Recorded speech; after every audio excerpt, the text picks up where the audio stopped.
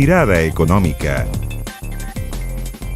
Hola, hola, ¿cómo les va? Bienvenidos a Mirada Económica, programa dedicado exclusivamente al análisis económico, financiero, lo más importante la última semana en esta materia en nuestro país y también en el mundo, donde el tema del costo de la vida sigue siendo tema central. La canasta de alimento, canasta básica, que se ha reajustado en una magnitud muy superior al IPC, de acuerdo a información que entregó durante la semana el Ministerio de Desarrollo Social. Lo pasamos a revisar en la siguiente gráfica. Lo primero, lo medular. ¿Cuánto ha aumentado esta canasta básica? 20,6% durante los últimos 12 meses. Si lo comparamos con el IPC, ¿cuánto se ha reajustado el IPC en esos mismos 12 meses? Lo pasamos a revisar en la siguiente estación. 13,1%. Los alimentos castigan sobre todo a la población más vulnerable, donde se calcula la canasta, y es muy superior ese reajuste respecto a lo que ha sido el IPC. Vamos con la siguiente estación. Hace un año estaba esta canasta básica, después les voy a explicar en qué consiste, cuántos productos. 48.000 pesos en julio del año pasado. Este julio, este séptimo mes del año, 58.000 pesos. 10.000 pesos de caída solamente por efecto de la inflación. Vamos con la siguiente gráfica, seguimos viendo los números. ¿En qué consiste esta canasta? ¿Para qué se calcula esta canasta? A ver, hay más de 80 productos. Lácteos, carnes, huevos, cereales, azúcares, frutas, verduras, grasas, legumbres, etc. ¿Para qué sirve? Vamos con la siguiente estación. Son una suerte de requerimiento básico para que una persona pueda vivir durante un mes. Solamente alimentos. 2.000 calorías diarias por persona, un piso de 58.000 pesos solamente en materia de alimentos para que una persona pueda subsistir durante un mes. Esto de acuerdo al cálculo del Ministerio de Desarrollo Social. Y la última gráfica que hemos preparado, ¿cuáles son los reajustes más importantes del séptimo mes del año? Los plátanos, 30%, zanahoria, 14,7%, la merluza, 7,4%, el choclo congelado, 6,9%. Y este dato es súper decidor. El 84% de los productos, de los alimentos que están incluidos en esta canasta básica, subieron de precio durante el séptimo mes del año. Y esto va a tener directa incidencia en el aumento de la pobreza en nuestro país, como lo vemos en la nota de Felipe Gallegos. Se llegaba con 5.000, ahora no, pues llevo moneda. Es una realidad cada vez más recurrente en estos tiempos de alta inflación. El costo de la vida sigue por las nubes y así quedó en evidencia en las cifras de la canasta básica que mes a mes elabora el Ministerio de Desarrollo Social, donde el 84% de los productos alimenticios más consumidos por las familias chilenas subieron de precio, realidad que golpea duramente el bolsillo de los hogares. La señora Rosa, por ejemplo, cotiza en diversas ferias libres buscando lo más conveniente. Por eso venía mirando los precios y dije, a lo mejor aquí hay algo más barato, pero la encuentro mucho más cara que saliendo de Santiago Centro, por decirlo así. ¿Te va a mirar distintas ferias? Sí. Sí, eso es lo que hay que hacer porque es poca la plata que hay ahora ya. Durante julio se registró la mayor alza en los alimentos desde que existen registros. Son todos productos altamente sensibles para la población, donde se destacan los plátanos, las zanahorias, la merluza, la lechuga, la leche en polvo, la harina, el pollo y el arroz. Es que todo para comer está caro. Todo, y las verduras y todas las cosas de supermercado igual. Azúcar, fideo, aceite, todo carísimo. Es difícil decirlo porque hay que comer. Ahora, un día mejor que otro, por supuesto. Hay que tratar de hacerle el quite a la carne. Porque... Sí, nosotros vemos, porque hay gente que te compraba 1 kilo, ya no te compra 1 kilo, te compra una fruta, 2 frutas. Hay gente que te compraba de 2, de 3 kilos, ahora te compra 1 kilo. Ha bajado mucho la venta, está muy lento. Hay pocas lucas. Ya bajó ya la cosa, no igual que antes venían comprando 2 kilos de tomate, limones, palta y así, ya no es. Ya la gente ya el bolsillo lo está afirmándolo. Durante julio, el costo de la canasta básica superó los 58.000 pesos, es decir, ha tenido un aumento del 20,6% en 12 meses, muy por encima de la variación que ha tenido el IPC en el mismo periodo. Como gobierno estamos conscientes del alza en el costo de la vida y en el precio de los alimentos y por eso hemos implementado una batería de apoyos estatales, tales como el subsidio a la canasta básica familiar y el reciente bono extraordinario Chile Apoya Invierno.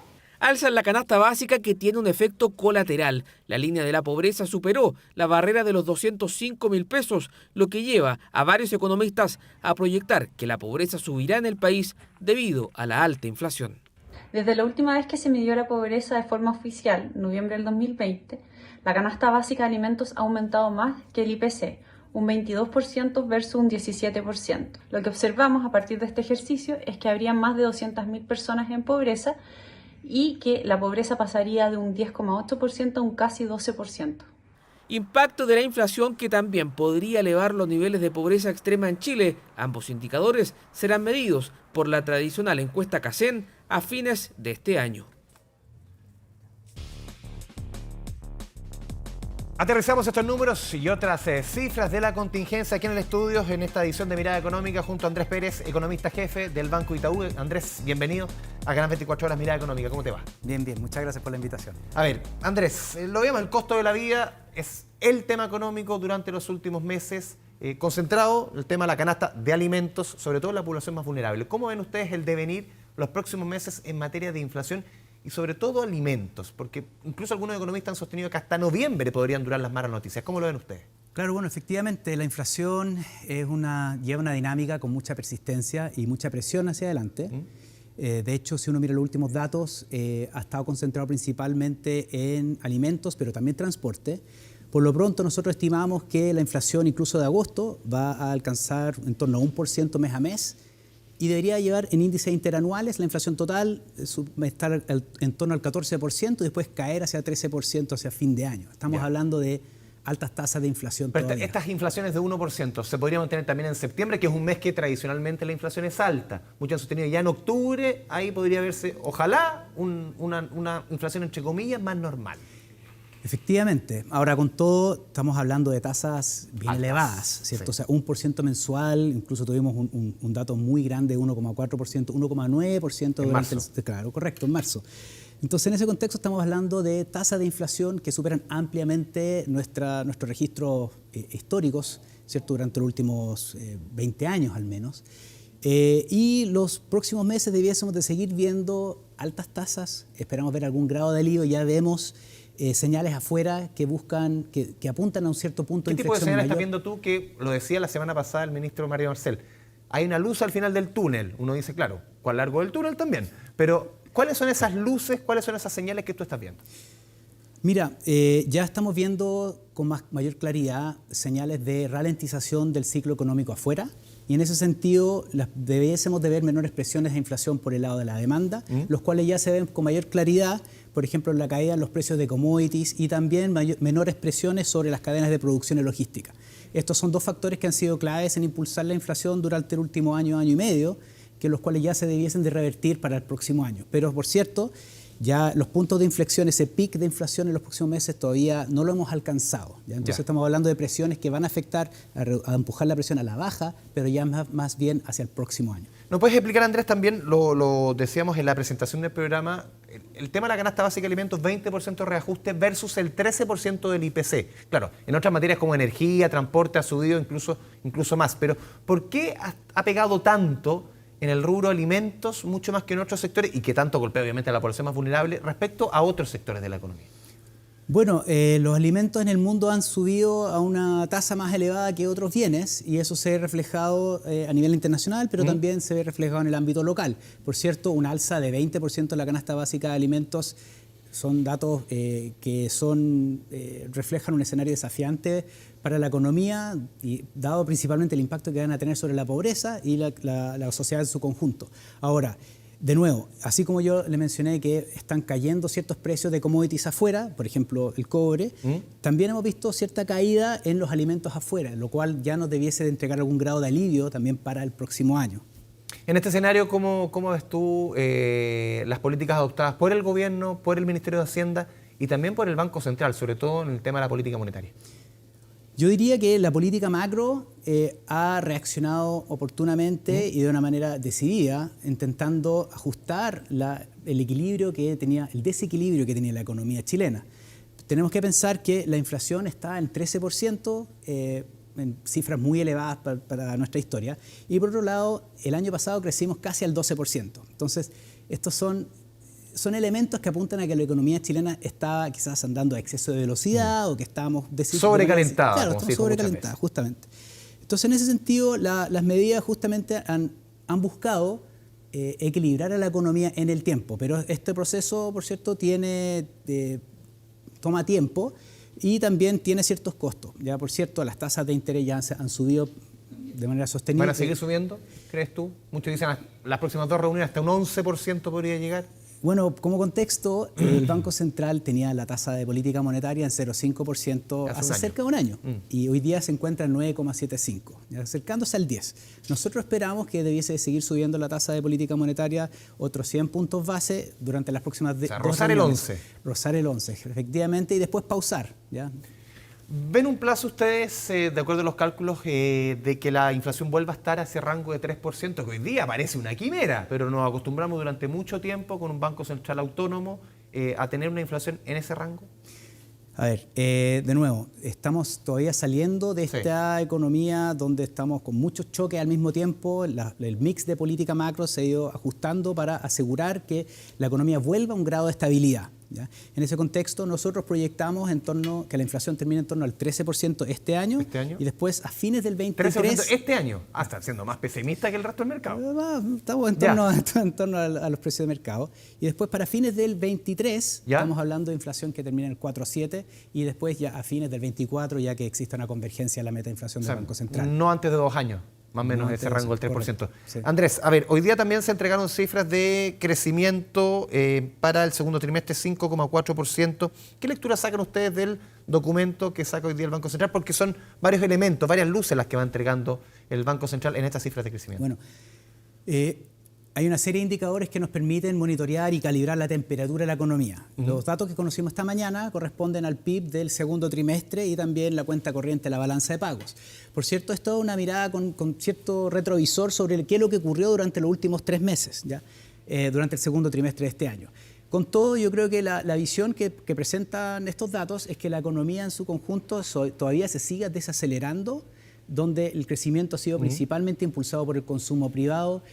Ahora, con todo, nosotros esperamos que la economía siga este curso y que ya debiésemos de ver un grado mayor de ralentización y desaceleración de la economía en lo que queda de este año. Por cierto, un ajuste un poco más brusco para el próximo. Sí, algunos economistas hablaban hoy día de recesión técnica, porque 2 trimestres consecutivos con crecimientos negativos, claro, comparándolo como a la modalidad gringa, que se compara con el mes anterior. ¿Ustedes ven ese escenario? ¿Cómo analizan esa coyuntura? Sí, yo quizás haciendo alusión a mi comentario anterior, donde veníamos con una economía que estaba, bueno, tú lo dijiste, sobrecalentada, yo lo trataba de escribir como que estuviéramos en exceso de velocidad. Entonces, estamos todavía con una economía que está en un nivel muy por encima de lo que debería ser considerado su nivel potencial o sostenible de actividad. Entonces, estamos en un punto de inflexión donde llevamos 2 trimestres consecutivos donde la economía no se ha expandido más allá, ¿cierto? O sea, estamos ahí y ahora lo más probable es que ese ritmo de actividad se vaya ralentizando y vemos una contracción. Ahora, recesión técnica o no, yo lo diría más bien, estamos con una economía donde ya los puntos de inflexiones ya se alcanzaron y debiésemos de ver una ralentización. Porque hoy día los números que presenta el Central son 5,4 el segundo trimestre, 7,4 ajusta para el primer trimestre, pero el promedio anual, de acuerdo al Ministerio de Hacienda, es 1,8. Uno dice el segundo semestre, o sea, los números van a ser muy malos. Bueno, yo los caracterizaría como que la economía se tiene que ajustar. Y nosotros estamos proyectando un crecimiento para este año de un 2%. Ya. En el margen, todavía el consumo privado nos ha seguido sorprendiendo al alza. Entonces, es probable que... Resiliente ha sido. Sí, ha sido más resiliente. Y eso también es consistente con los datos que nosotros vemos en el mercado laboral, que todavía ha sido bien robusto. Entonces, en ese contexto, es probable que la actividad nos sorprenda algo al alza este año. Digamos que terminamos creciendo algo más que el 2%. Pero de todas maneras, eso implica sí un desempeño, un deterioro en la actividad durante el tercer trimestre y el cuarto trimestre de este año. ¿Cómo eso se va a reflejar en otro indicador que es tan sensible como el costo de la vida? El empleo. Tú lo decías, se ha mostrado resiliente. Claro, ha caído la creación de empleo. El último trimestre creo que fueron casi 4.000 empleos ocupados más. ¿Cómo se va eso? ¿Se va a ver reflejado en el empleo ese 2023 bastante más oscuro? Bueno, ya vemos señales más claras de menor demanda por trabajo y eso lo hemos visto en los mismos datos que señala, o sea, la creación de trabajo, de acuerdo a la encuesta del INE, también se pegó entre comillas, su chantazo, ¿cierto? En los datos más recientes, pero también hay otras señales donde los avisos laborales por internet buscando trabajo, eso como una proxy por la demanda por trabajo también está con varios meses ya en la caída. En ese contexto también nosotros esperamos que más personas salgan a buscar trabajo en la medida en que exista menos temor por los contagios, en la medida en que los colegios ya se regularicen, entre otras cosas. Entonces, esas son presiones donde vamos a ver una combinación de menor demanda por trabajo, pero también a su vez donde hay más oferta. Y esa combinación puede llevar a un alza en la tasa de desempleo en el tiempo. Andrés, vamos a ir a la primera pausa aquí en Mirada Económica. Vamos y volvemos aquí a su canal de noticias.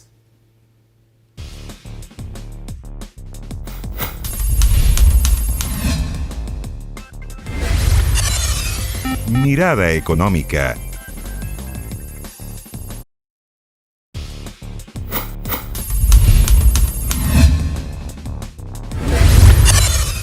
Mirada Económica. Volvemos a Mirada Económica a través de la pantalla de Canal 24 Horas. Estamos conversando con el economista Andrés Pérez, economista jefe del Banco Itaú. Andrés, a ver, es inevitable, obviamente, en toda esta coyuntura hemos hablado de crecimiento, de inflación, de proyecciones. El escenario interno. El escenario interno, estamos a puertas, a pocos días, 2 semanas del plebiscito del 4 de septiembre. ¿Cómo ustedes están configurando, aterrizando esa decisión en este escenario económico? A ver, estamos viviendo en un mundo donde hay más incertidumbre de lo habitual, ¿ya? Y eso se ve tanto afuera como en el ámbito local. En ese contexto, en nuestras conversaciones y nuestras proyecciones que tenemos de actividad económica, nosotros tenemos unas proyecciones donde apuntan a un crecimiento de actividad de un 2% este año y para el próximo ya una contracción de la actividad.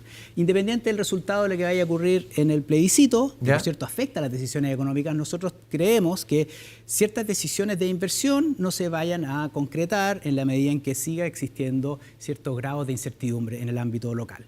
En esa incertidumbre, claro, uno dependiendo con el actor que vaya presentando, uno dice, claro, no te preguntar, ¿hay más incertidumbre la apruebo o el rechazo? Para casi todos te dicen, a ver, las dos son, la incertidumbre es grande. Uno podría ver márgenes mayor o menor porque el mercado, cada gente tiene una lectura distinta, ¿no? Claro, yo diría que si uno conversa con inversionistas del sector real, yo creo que hay varios factores, varios elementos que están logrando hacer más difícil la decisión de invertir, pero que también no solo descansan sobre la discusión del plebiscito mismo, sino también, por ejemplo, elementos que hacen más difícil calcular el retorno de un proyecto de inversión. Por ejemplo, la reforma tributaria, tenemos distintas discusiones abiertas hoy día. No solamente tú ves el tema del plebiscito, hay otras discusiones abiertas que también van configurando este escenario. O sea, pongámonos en el lugar de un inversionista que esté buscando realizar una inversión a 5 o 10 años plazo. Y hoy día yo creo que hay una serie de factores que están abiertos que hacen más difícil calcular ese retorno, ¿ya?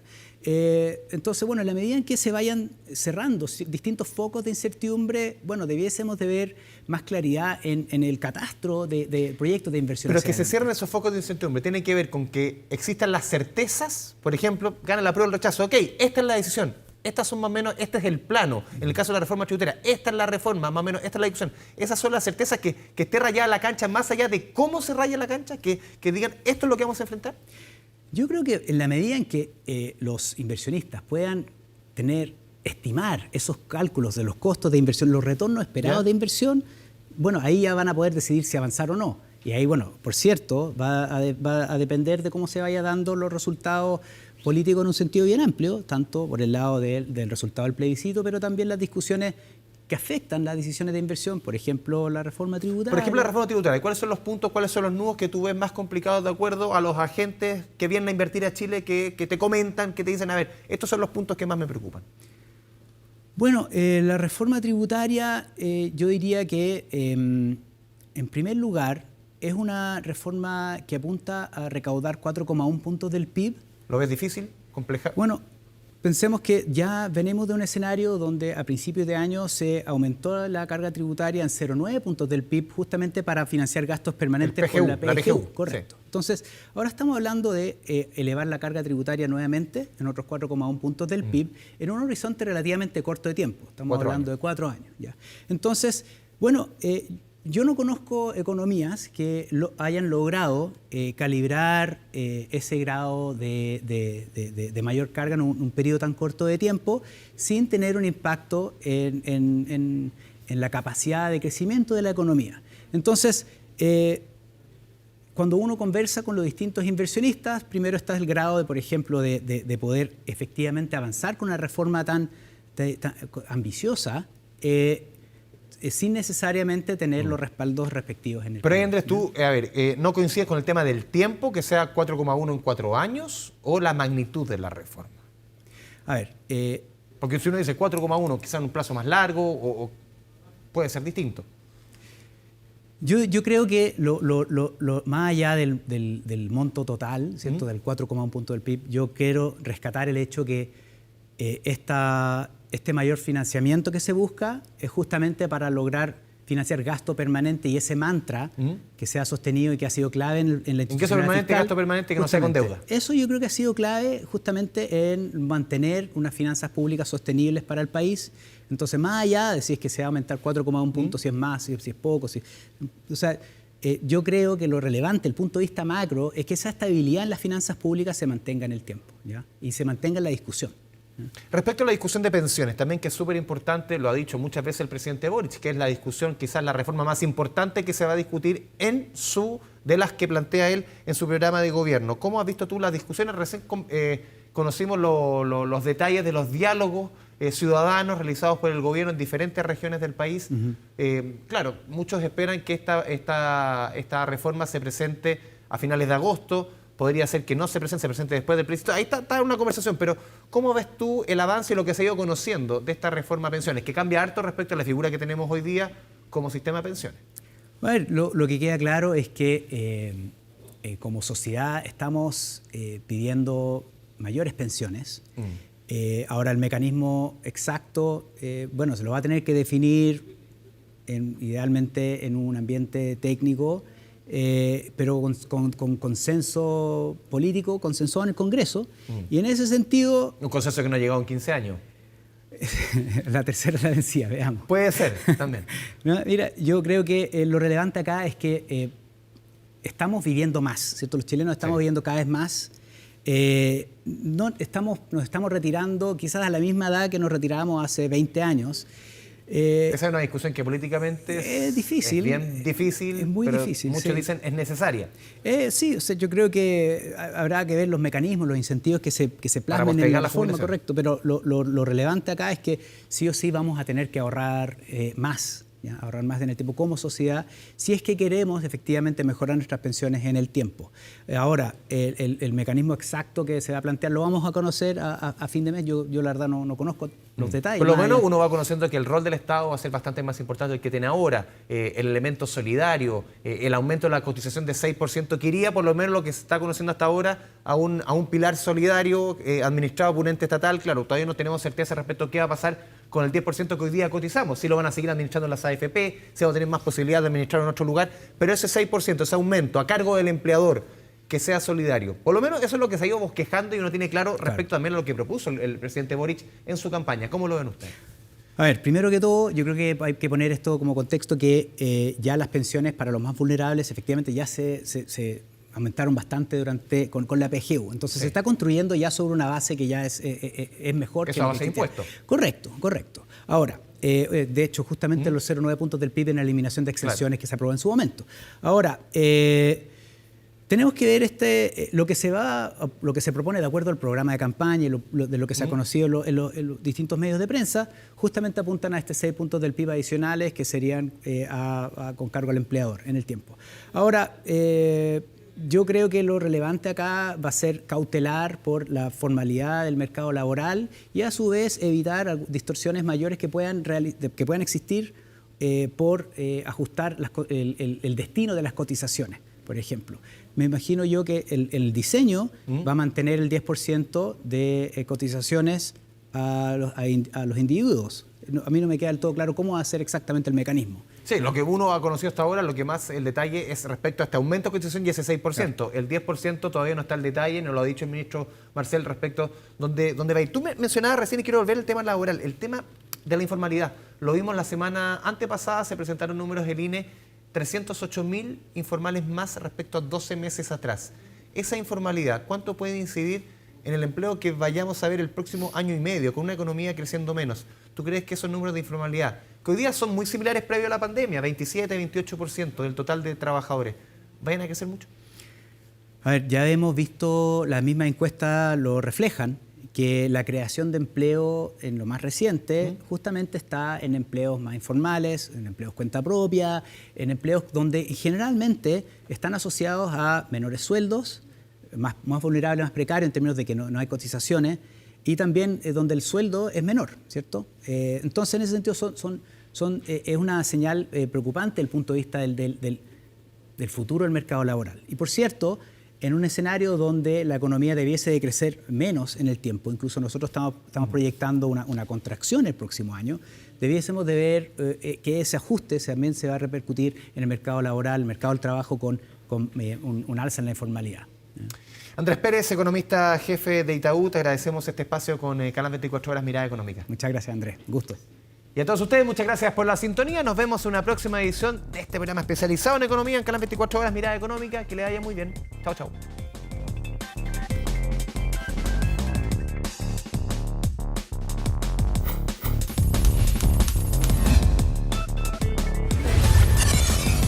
Mirada Económica.